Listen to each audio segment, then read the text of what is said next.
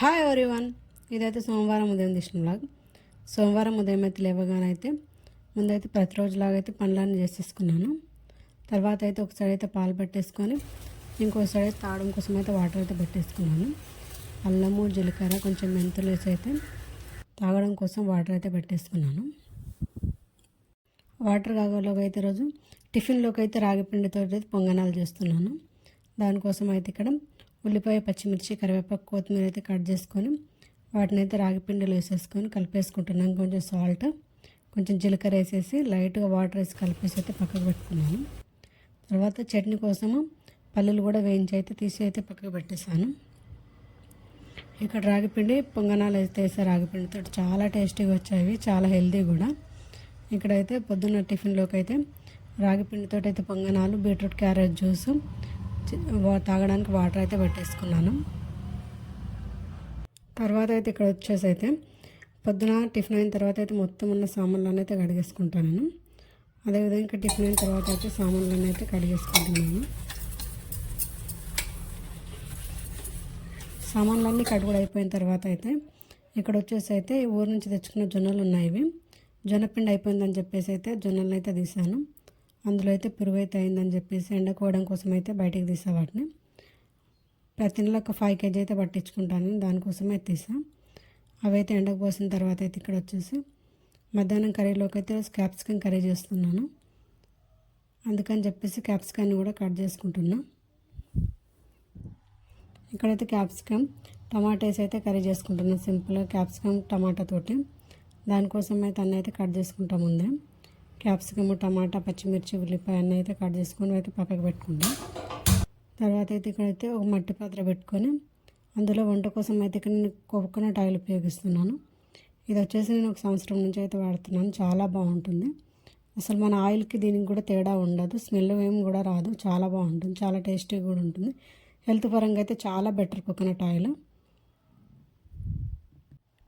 ఇక్కడ చేపల ఫ్రైకి కూడా నేను కోకోనట్ ఆయిల్ వాడుతున్నాను. నాన్ వెజ్కి అయినా సరే చాలా బాగుంటుంది, టేస్ట్ కూడా ఉంటుంది. అందుకని చెప్పేసి అయితే ఇక్కడైతే కోకోనట్ ఆయిల్తో అయితే ఈరోజు చేపల ఫ్రై కూడా చేసుకుంటున్నాను నేను. చాలా తక్కువ ఆయిల్ వాడుకోవచ్చు, చేపల ఫ్రైకైనా పర్లేదు, కర్రీకైనా, దేనికైనా చాలా తక్కువ ఆయిల్తో వంట చేసుకోవచ్చు. ఎలాంటి స్మెల్ అనేది ఉండదు, చాలా బాగుంటుంది. ఇక్కడ వచ్చేసి సాయంత్రం కోసం అయితే పెసాలు అయితే కడిగైతే నానబెట్టేసుకున్నాను. ఇది నానబెట్టేసుకున్న లోపైతే ఇక్కడైతే కర్రీ అయితే ఉడికేస్తుంది. అందులో ఉప్పు, కారం, ధనియాల పొడి అన్నీ వేసేసి అయితే కలిపేసి ఒక 5 నిమిషాలు అయితే మూత అయితే పెట్టేసుకుంటాను. కర్రీ అయితే రెడీ అయిపోయింది. తర్వాత ఇక్కడ వాటర్ మిలన్ ఉంటే దాన్ని అయితే కట్ చేసుకుంటున్నాను జ్యూస్ చేయడం కోసము. వాటర్ మిలన్ కట్ చేసేలోగా అయితే క్యాప్సికమ్ కర్రీ కూడా ఉడికిపోయింది. దాన్ని అయితే కొంచెం కొత్తిమీర వేసేసి అయితే బంద్ చేసుకున్నాను దాన్ని. తర్వాత వచ్చేసి ఇక్కడ వాటర్ మిలన్ జ్యూస్ చేయడం కోసం అయితే ఈ జ్యూసర్ తీసుకుని అయితే 1 సంవత్సరం అయితే అవుతుంది. దాన్ని ఇప్పటివరకు అయితే వాడలేదు. ఫస్ట్ టైం అయితే ఈరోజు అయితే ఇందులో నుంచి విత్తనాలు తీయకుండా అయితే జ్యూస్ చేయడం కోసం అయితే ఈ జ్యూసర్ని అయితే వాడుతున్నా, ఎలా వస్తుందని చెప్పేసి.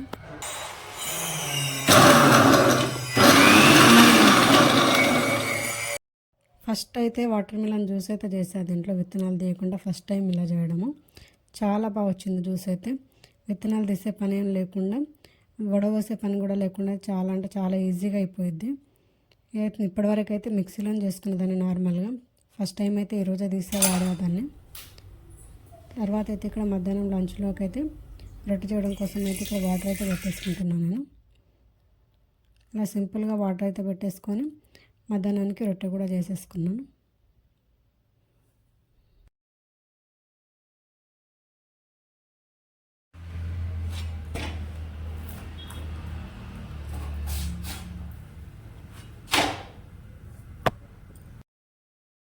ఇది వచ్చేసి మధ్యాహ్నం లంచ్ చేసిన తర్వాత సాయంత్రం అయితే జొన్నలను అయితే గిర్నీకి పట్టించడం కోసం అయితే చెరగడం అయితే స్టార్ట్ చేసుకున్నాను. ఎండకు వస్తే కూడా అందులో ఉన్న పురుగు అయితే పోలేదు, అందుకని చెప్పేసి ఇక్కడైతే వాటిని అయితే బాగా చెరుగుతున్నాయి. ఇలా చెరుగున్న పురుగును మొత్తాన్ని అయితే తీసేసుకుంటున్నాను నీట్గా. ఇక్కడ వాతావరణానికి అయితే ఒక 1 మంత్ అయితే స్టోరేజ్ పెట్టుకుంటే అయితే ప్రతి దాంట్లో పురుగు అవుతుంది. అందుకని చెప్పేసి తొందరగా అయితే పురుగు అయింది. జొన్నల్లో కూడా పురుగు కాకుండా మందు వేస్తే కూడా అందులో అయితే ఫాస్ట్గానే పురుగులు అవుతాయి ఇక్కడ వాతావరణంకి అయితే.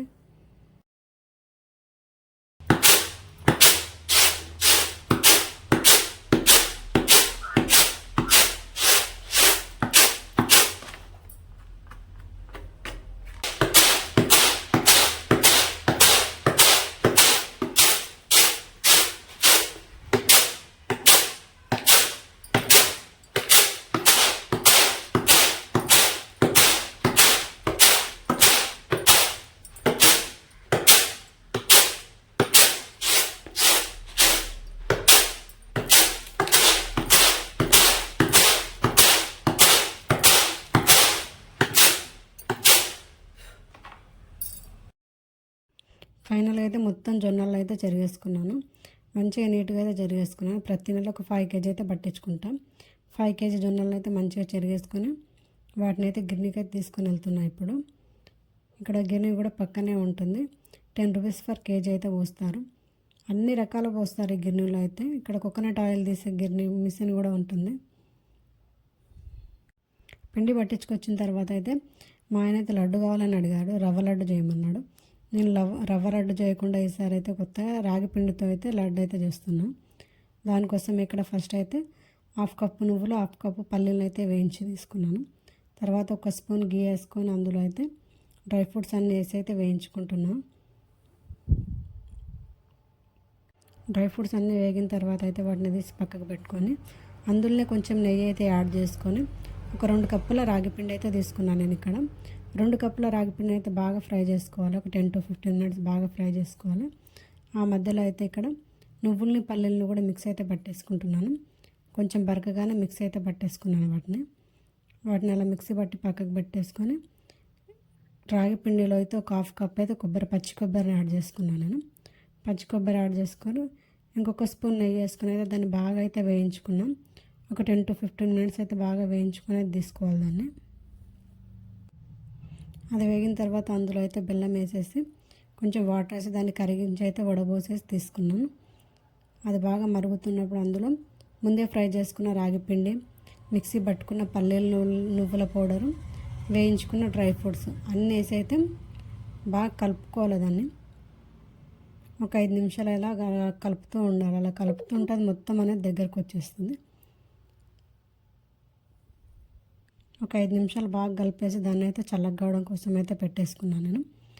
ఈ చల్లగా అయ్యే మధ్యలో అయితే పొద్దున్న నానబెట్టుకున్న పెసాలు ఉంటే వాటిని అయితే బాగా కడుక్కొని కుక్కర్లో అయితే పెట్టేసుకుంటున్నాను. ఒక విజిల్ పెట్టేస్తే అయితే ఉడికిపోతాయి. పొద్దున్న నానబెట్టినా కాబట్టి ఒక విజిల్కి అయితే ఉడికిపోయింది. ఇదైతే పొయ్యి మీద పెట్టిన తర్వాత అయితే ఇక్కడ రాగిపిండి అయితే మొత్తం చల్లగైపోయింది. వాటిని అయితే లడ్డూలాగా అయితే చుట్టేసుకుంటున్నాను. ఈ లడ్డూలు చేయడం కూడా ఈజీ, టేస్ట్ మాత్రం సూపర్గా ఉంది. ఎవరైనా చేయొచ్చు, చాలా ఈజీ, చాలా టేస్టీగా ఉన్నాయి. రవ్వ లడ్డు కంటే కూడా టేస్టీగా ఉన్నాయి. ఇలా మొత్తానికి అయితే రాగిపిండితో అయితే లడ్డూలన్నీ అయితే చేసేసుకున్నాను నేను. చూడడానికి కూడా చాలా బాగున్నాయి, తినడానికి కూడా చాలా టేస్టీగా ఉన్నాయి.